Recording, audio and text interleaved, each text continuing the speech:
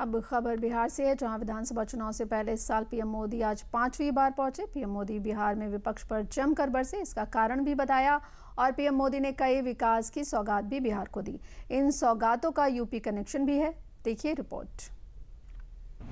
नारे गूंजते रहे, गरीबी बढ़ती रही, देश को गरीब रखा और गरीब को अति गरीबी में धकेल दिया। इन्हें गरीबी हटाने का सपना दिखाकर खुद कुछ परिवार करोड़पति अरबपति हो गए।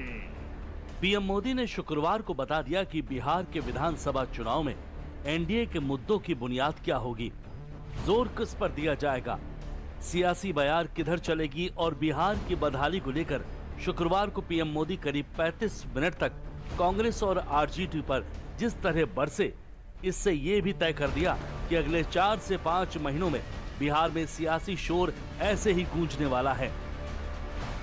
पहले बिहार की आधे से अधिक आबादी बहुत अधिक गरीब की श्रेणी में आती थी, लेकिन बीते दशक में बिहार के करीब 4.25 करोड़ साथियों ने खुद को गरीबी से मुक्त किया है।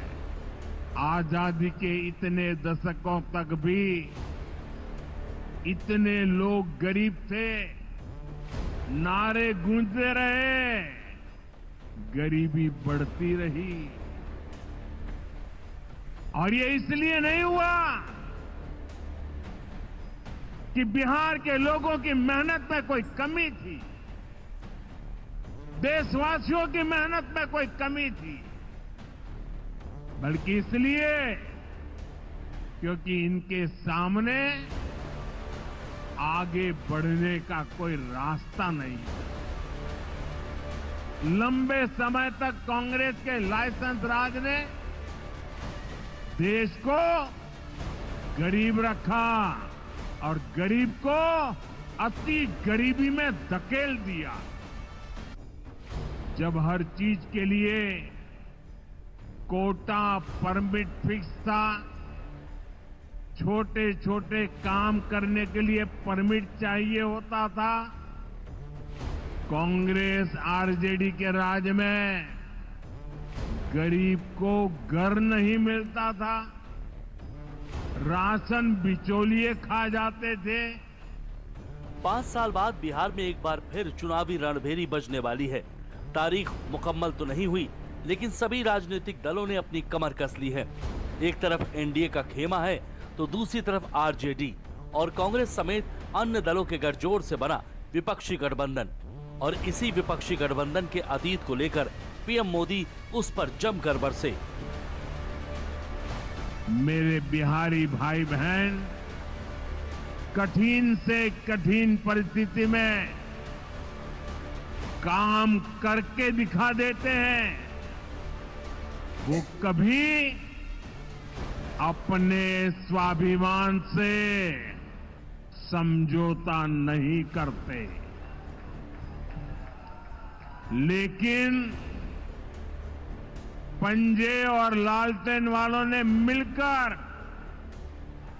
बिहार के स्वाभिमान को बहुत ठेस पहुंचाई। इन लोगों ने ऐसी लूट खसोट मचाई कि गरीबी बिहार का दुर्भाग्य बन गई। अनेक चुनौतियों को पार करते हुए नीतीश जी के नेतृत्व में एनडीए सरकार बिहार को विकास की पटरी पर वापस लाई है। शुक्रवार को बिहार के सीवान की धरती पर पीएम मोदी जब पहुंचे तो इस सभा को महज चुनावी जनसभा तक सीमित नहीं रखा, बल्कि पीएम मोदी का यह दौरा बिहार में विकास की नई बयार भी लेकर आया, जिसका कनेक्शन यूपी से भी है। अब गोरखपुर से पाटलिपुत्र का सफर सिर्फ 7 घंटे में तय हो सकेगा, क्योंकि इस रूट पर नई वंदे भारत एक्सप्रेस चलेगी। पीएम ने करीब 10,000 करोड़ रुपए की योजनाओं का शिलान्यास और उद्घाटन किया। इनमें जल, रेल और बिजली क्षेत्र से जुड़ी कई परियोजनाएं शामिल हैं। इससे पहले प्रधानमंत्री ने बिहार के 51,000 लोगों को पीएम आवास योजना की पहली किश्त सौंपी। वैशाली से नई रेल लाइन और पटना गोरखपुर वंदे भारत एक्सप्रेस की शुरुआत की। पटना में नमामि गंगे प्रोजेक्ट के तहत बने एसटीपी का भी उद्घाटन किया। इस मंच से हजारों करोड़ रुपए की योजनाओं का शिलान्यास और लोकार्पण हुआ है। विकास की ये सारी परियोजनाएं बिहार को उज्जवल भविष्य की तरफ ले जाएगी। इस साल पीएम मोदी का ये 5वां बिहार का दौरा था। इससे पहले भी 4 बार जब पीएम मोदी बिहार गए तब भी विकास का दरवाजा बिहार के लिए खोला और इस बार भी वही किया। हालांकि इस दौरान विपक्ष को लेकर एक बार फिर से निशाने पर लिया।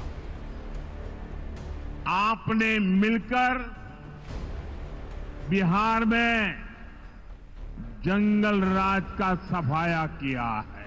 20 साल पहले के बिहार की बदहाली सिर्फ किस्सों और कथाओं में ही सुनी है। उन्हें बहुत अंदाजा नहीं है कि जंगल राज वालों ने बिहार की क्या हालत बना दी थी। जिस बिहार ने सदियों तक भारत की प्रगति को नेतृत्व दिया, उसको पंजे और लालटेन के शिकंजे ने पलायन का प्रतीक बना दिया था। फिलहाल नीतीश सरकार का कार्यकाल इस साल यानी 2025 में 22 नवंबर तक का है। जाहिर है कि इससे पहले चुनाव होंगे। माना जा रहा है कि सितंबर से अक्टूबर के बीच आचार संहिता लग जाएगी और अक्टूबर से नवंबर के शुरुआती हफ्ते के बीच वोटिंग और मतों की गिनती कराई जा सकती है।